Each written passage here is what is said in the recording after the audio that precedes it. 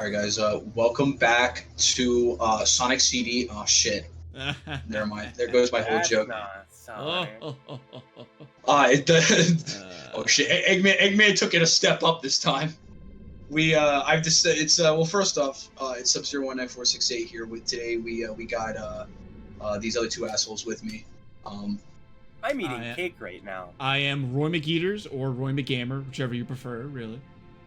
Yeah, we got Dio eating cake. I'm what eating kind of cake right now? What kind of cake? It better be. What kind of cake? Marble cake? It's a marble cake. I didn't think we were starting the second I sat down. You see, I'm more Alright, well, you shout out on some marble cake. I'm more of an ice cream cake guy. Like, I prefer, like, birthday cake flavored ice cream cake. Oh my god. Out of this world. Cookie cake Speaking of out of this world, look at this game. 2001, guys. Literally better than everything on the market at the time, which is insane. Oh yeah, well, this was original Xbox, and original Xbox was like leaps and bounds above PS2, GameCube, especially Dreamcast. It's just like every single game was gonna look better on Xbox back in the day. As much as it's considered one now, this is the game that ended boomer shooters, basically. Yeah. Like, this Shooters completely revolutionized the first-person shooter. Shooters did not have regenerative health. At least not any mainstream shooter did not have regenerative health to this game. Mm-hmm. Well, that's it. Did people at the time complain when they added that to Call of Duty, or were they like, "Thank God"? Because I feel like people at the time would be like, "Oh, this is so unrealistic. They're just ripping off Halo." Call of Duty didn't exist yet. That's true. Finest hour? It might have. COD 1 might have been out, but COD might have been. But Call of Duty really starts at 4. Nobody's out here playing Call of Duty 1 and 2. Except for me. Sorry, I'm more of a Medal of Honor kind of guy. Battlefield 1 and 2. I'm not even a original Battlefield 1 and 2. Yeah, I apologize in advance. You're probably gonna have to turn the volume up. I don't know what happened to my audio balancing. I had a bunch of issues during this, which is due to the fact that we're playing this from the Master Chief Collection, which I'm going to bring up now as a problem, because the Master Chief Collection uses the PC Windows fucking Vista port of this game, which is fucking dog shit, and not the OG Xbox. And there are some slight differences like hitboxes and collision, which annoy the hell out of me. So this was funny. I wanted to record a skit for this, but I ran out of time. So Sergeant Johnson here is giving a little speech about killing some aliens. I'll get to the lore in a second. And depending on what difficulty you're on, his speech is different. And I was listening here, really? And I was quoting the entire scene and realized that his speech was different. And then I had realized I'm playing on normal and not heroic, so I immediately switched after this. Also, that Warthog just exploded off screen. Did you edit out the switch, or did you keep that in too? No, I kept it in. This entire cutscene, I was like, why? I'm the only one. I don't understand. I'm the only one out of the three of us that actually edits the RAWs. Sure. I would edit it, but the last one that I recorded didn't need editing. Because it was so short. You could have made it shorter. So we talk about how this game's got some really great cinematography for 2001. Yeah, now you said that the PC version was an inferior version to the X. Is it like a Sonic Adventure versus Sonic Adventure DX? It's like a Sonic Adventure versus Sonic Adventure DX sort of scenario. It's not that different. It's just like the slight differences would bother the hell out of you if you are like super used to one version. Mm. But for the most part, it is a fine way to play the game. Yeah. Oh, I hate to. No. I have dishonored every Halo player ever. My mistake. Bum, bum, bum, bum, bum. I really wish the Master Chief Collection, the way it presented the games, was we're not doing that better, because I don't like the way it's like the same. Why did you keep this in? You edited in the Zoom, but you didn't cut this shit out. Why? Why didn't you cut out you going back for that 1 star and Rise Star for 2 minutes? That took 10 seconds. What are you talking about? In my defense, I did fast forward that one part in the ice. And it still took longer than what we just saw. So anyway, we are the Master Chief. Our ship is under attack. We're running away from aliens. If you haven't been paying attention, I hate how big these code titles are. Oh my god, that man is dead. Lovely 2001 ragdoll physics. let's get the hell up out of here. I'm trying to remember the controls because off screen I changed them back to OG, or as close you can get to OG Xbox controls. I love the sound of the Halo games. No other like games sound quite like Halo in terms of like music. For a second, I thought you were talking about like exclusively in terms of like sound design, like the sound effects and everything. But yeah, I mean, the sound design is also iconic. Mm-hmm. All right, so this is where I'm gonna. I do this every level. This level I probably do it the most. I show you the Halo Reach remastered graphics. I don't really care for them, and we'll see why way later. But every level there's some downtime. I go out of my way to just show it. Generally, I don't like it because it's a weird case where I feel like the higher detail in the world almost feels, I don't know, too detailed. I don't know if that makes any sense. Like, it does just look better in the newer graphics, but there's a definite charm in, like, I hate using the word vibe, but there's an atmosphere. The vibes. There's an atmosphere that gets lost. Go ahead. Yeah, I get what you mean. No, I'm sorry. Go ahead, Austin. I was gonna say, I do think generally, like, Halo 1 holds up really well anyway. And it is also cool that you have the option to swap out, like, freely mid-gameplay. I think that's a really cool feature. More remasters that change the graphics. I 1000% agree, yeah. I think every remaster should have that kind of option. Good to see you, Master Like the fact that they have to be rendering both versions constantly when you're playing. Yeah, there's really no loss in performance, at least on PC either, so that's awesome.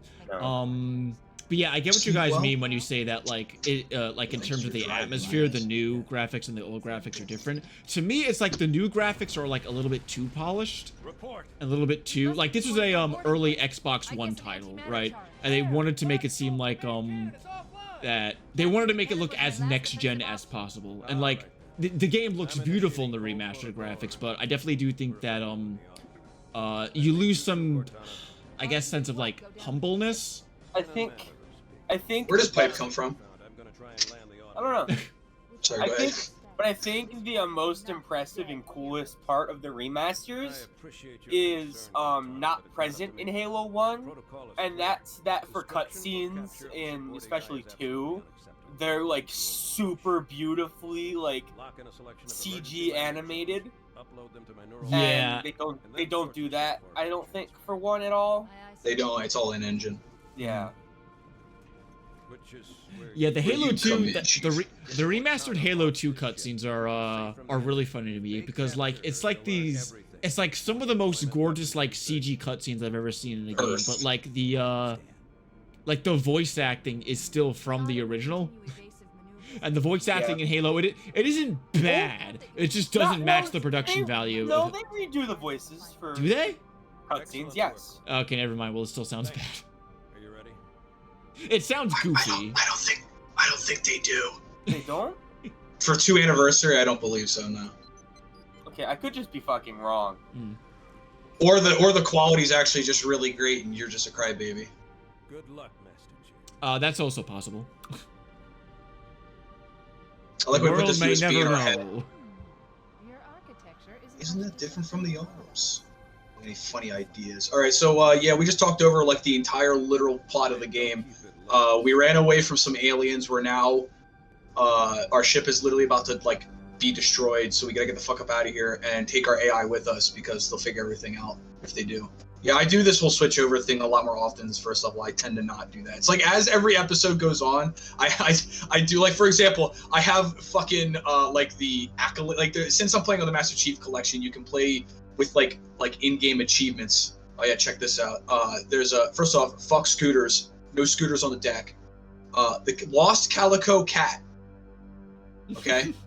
There's a lost calico cat on the what? They found the cat. It's completely different. I really just did this because of the well. First off, there's a goose apparently missing on the ship. But look, they found the cat. That is no cat. Not very friendly. Not housebroken either. That's cute. Okay, I just fact checked myself. I was definitely wrong. Mm-hmm. I do think they cleaned up The audio for sure. and the audio, but yeah. Oh hell yeah! Best pistol in gaming to ever exist. I fucking love the Halo 1 pistol. I'm just awe-inspired by the fact that these enemies not only track you, your friends jump out of your line of fire. They come up and talk to you. Like, it's 01. Like, bro, fucking Spyro 3 just came out. Was that 01 or was that 2000? It was one or the other. Yeah, it's regardless, Close enough. That's Dude. still like. Can we just talk? This game functions better than Adventure 2. Dude, can we just talk about how fucking goated 2001 a year in As a video year games was? it was? Yeah. Not as a year Sonic as a whole, Adventure- because, you know, there was some shitty, there was some, some pretty cringe Sonic shit that Adventure happened at the end of 2, that year. But, dude, Halo 1. you could go into a game Melee. store in 2001 and find genre-defying banger after genre-defying banger from literally every single game publisher, and you could find, like... Red like- Elite's my favorite. You could find like a shit ton of like hidden gems, which like 15 years later you'd just be like, oh yeah, this is one of the top 10 games for the entire platform. It only sold 15 copies. Good thing you have one. Yeah, it's a good thing you knew that now, 15 years later, after you had the money and internet to know that, and not at the time. Yeah. That 2001 was also a time frame where you totally could have just. Oh look, Dead. But like, you could totally be at like a used game store and still find like old, you know, Saturn shit. Yeah, yeah. Probably even still N64. Well, N64 was still releasing shit, but like even fucking probably still old Super Nintendo stuff at that point for like cheap compared to what it is now. Mm-hmm. Like people like to say, oh, 2017 was the best year of gaming. 2016, no, 2001. I'm telling you. Remember when you can get a game put in your console and it work? Facts. Remember when there wasn't DRM and FOMO in your single-player Sonic games? For real. Can you explain me why Sonic Frontier or Sonic Forces is DRM? Can you explain that to me? There's no What no on good on reason. PC? Yeah, there is no good reason.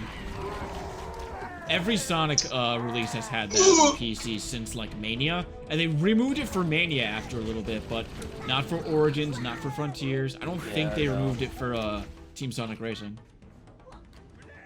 You know what's funny? I've owned Team Sonic Racing for, it's gotta say years at this point. Clear. It is, I think, the only Sonic Racing game I have yet to ever play. Well, I can't say ever. I think I played it like with somebody once. I will say, I think you're missing out, but at the same time, I can't necessarily blame you for not bothering, just because, like, no one's playing that game online, and it's really hard to enjoy that game to the fullest when you don't have, like, a full, like, 3-player party. I think when the game is to make it just Sonic. Maybe. Yeah, so anyway, did you guys know that these grunts actually eat humans like zombies? Yeah, I don't like that. Did you also know that the grunts are just as tall as us? Elites are just as tall as Master Chief, which is just about, I think, 9 to 10 feet tall out of his suit. Shout out my soldier there trying to run. I like the noises that the enemies make in this game that they don't make in like more modern Halo games. Right. Yeah, it's well that's because the guy who voices the grunts is Joseph Staten, the story guy who works for Bungie and not 343. Oh god. I mean, So, I don't hate the like English voice acting for all the enemies, but there's something iconic about the elite noises and stuff. Yeah, the elites in this game are every single elite's voice is actually Sergeant Johnson, the Black Marine. All his voice reversed. Huh. That's all it is. There's no, and with a slight like effect on it. Mm. Sometimes you Kinda can hear it like when he screams. Yeah, I think the zombies in Half-Life 2 did the same thing with that. Mm-hmm. Where it's like, oh, the voices. Well, the are, zombies in reversed. Half-Life 2, it's been years, but the zombies in Half-Life 2, I thought that was like an Easter egg on purpose, like you were supposed to reverse their language. This isn't like some Easter egg; they did it because they were lazy. Yeah, Which is a great segue. Real quick, I'd like to point out that since we're talking about Sega and Sonic, did you know that Microsoft really wanted to help the Dreamcast, which is why Microsoft CE comes with the Dreamcast. Yeah. But Sega told them that that's not a good idea, and because of that, because Sega did not partner with them, Microsoft did not have a mascot. So they stole Bungie. They bought them from Mac. This game was going to be a Mac title and an RTS. Yeah, and then got shoved over to the Xbox. Because before this, Bungie worked on the Marathon series on Mac. I do think there is, I don't think that's 100% accurate. It's at least later in the Dreamcast's life. I think what it originally was, oh no, it's Sega of Japan that, like, didn't want it. That's what I'm remembering. Sega of America was super buddy-buddy with Microsoft. But Sega of Japan, like, did not... Yeah, Windows was on the Dreamcast. You could install Windows on the Dreamcast. I don't know what that Elite was doing. I got one counter argument to that. The dude who made Sonic made Blinks the cat. Hold that. What, Naoto Oshima? Hell yeah. Hell yeah. Sonic team shit. Or is it Ogata? Half of Sonic's development, you gotta remember, a lot of, like, the history of Sonic basically was Sega US, just with a bunch of Japanese employees. Damn, like, we just watched like Sonic 20 games, dudes just die. Yeah. Yeah, and when I look, games were made over here, including Sonic Adventure 2. So like, you mean all the good stuff, right? Yeah, I know. So I know how the story ends is that like near the end of the Dreamcast life cycle, Sega was like begging Microsoft, please, we know you're coming out with the console, please add Dreamcast backwards compatibility, please, please, please. And they're like, well, again, I think no, it was but Sega... we'll publish your games. They're like, okay. Yeah, I think it was Sega of America that was trying to get that to happen, and Sega of Japan was resilient to it for too long.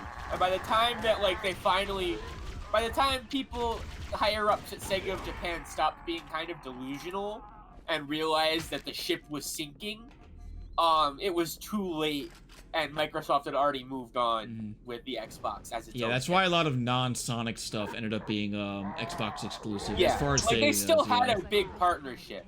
So a cool thing like, go ahead. I was gonna say, it's not like there was bad blood. So a cool thing for this is in the remaster they add a lot of references from the book. For example, one of John's friends, Linda, is referenced here. There's actually a lot of reference. It's an interesting part about the Halo lore is Joseph Staten. This guy right here is another character from the book. They give him a different armor set. Unfortunately, I aggro him so he doesn't die to this explosion. So now I gotta actually fight him. And it's really funny. You can tell Joseph Staten, because this came out the same year as Sons of Liberty, Metal Gear 2. You can definitely tell that Joseph Staten, the writer, was a humongous fan of Metal Gear in the sense that there is so much lore and he doesn't get any goddamn time to write it. So it's almost like Star Wars, OG Star Wars trilogy, in a fuck this guy. In a sense where, the story, the lore just exists. And it's told as much as they can. For example, there's a bunch of cut lines of dialogue in this game, and one of it is that line where Cortana says your infrastructure isn't much different from the Autumn's. Her original line was supposed to be this place is a lot more empty than it was last time I was in here, implying that they worked together before, which they did in the book, but the book didn't exist till 3 months after the game came out. This guy's supposed to follow me and he's not. I had some weird, like, my friends didn't want to follow me for some goddamn reason, which ends up being very interesting later. Also, these red elites are obnoxious, and I'm going to explain the health system in this game. So, not new to first-person shooters, but definitely revolutionary to the point that this mainstreamed it, if that mainstream is a verb, is you have overhealth or shield, and then you have your actual health. The reason why that's a problem is that these red elites, or all elites, have shields, but the red elites have so much goddamn shield that you essentially have to use the aliens' weapons, because the aliens do shield damage while the human weapons do bullet damage or health damage. I'm supposed to go into that lifeboat, and the cutscene didn't trigger, and I don't know why, so we're going to do that again. And this is probably one of the best cutscenes in the game, not because of how great it is, but because it really shows how revolutionary the game was in the sense that not only a sense of cinematography, but how open the game was about to be with the next level, in that every single first-person shooter, even with the exception of maybe Duke Nukem, was essentially a hallway. Even if it was like, you know, even with the Doom 3D, not 3D engine they had, again, like Duke Nukem and stuff like that, it wasn't really set up to be a world. Doom was still very cramped. Right. I'm trying to think of other games like Blood or even Marathon. It's also really interesting that you can just see how, like, even without all the background knowledge, like how, what's the word, MacGyvered this game is. Like, this game, like, barely fucking functions, just like Doom and Duke. Like, there are, so, like, for example, that cutscene, there's no movement. It's just the camera making the autumn look like it's moving. We'll be fine. Good cinematography. Spoiler warning, we're not. Like how they have little Dragon Ball Scouters.